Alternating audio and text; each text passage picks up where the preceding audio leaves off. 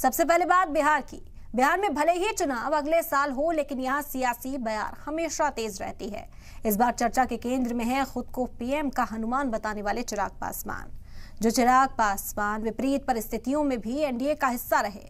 क्या उन्हें चिराग पासवान का एनडीए से मोह भंग हो गया है? ऐसा क्यों कहा जा रहा है, इस रिपोर्ट में देखिए।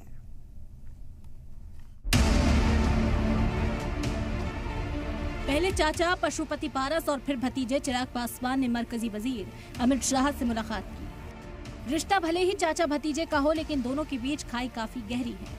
इसीलिए इन तस्वीरों के मायने बिहार चुनाव तक तलाशे जा रहे हैं। पूछा जा रहा है कि अलायंस के म्यान में दो सियासी तलवार एक साथ कैसे रहेंगी। इन सियासी सवालों को सुलझाकर आरजेडी ने पहले चिराग गुट में एमपीज की टूट का दावा ठोका।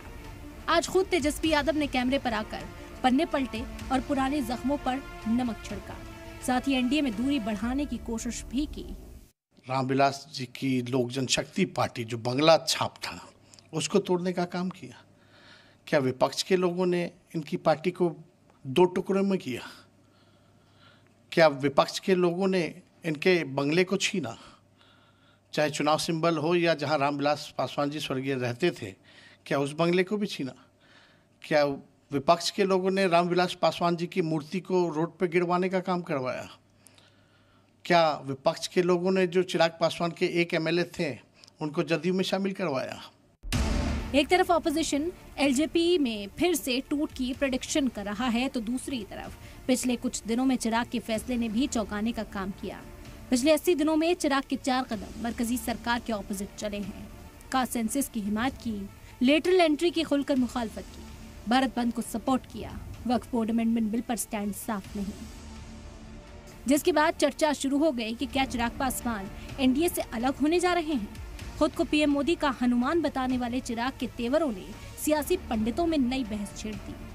तो क्या चिराग पासवान मरकजी सरकार के फैसलों के खिलाफ जाकर बिहार असेंबली के लिए मोल भाव की पिच तैयार कर रहे हैं?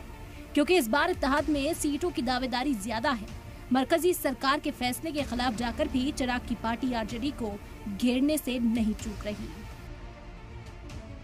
सारी इश्यूज है ना, ये छोटी छोटी बातें होती हैं जो मेन पर्पस होता है ना जनप्रतिनिधियों का, उससे डेविएट करने का। ये सब रूमर्स कहीं से क्रिएट होता है और फिर ये पास होने लगता है, जबकि इसमें कोई बल, कोई मजबूती नहीं है। बिहार में भले ही चुनाव अगले साल हो, लेकिन सियासी सुगबुगाहट तेज हो चुकी है।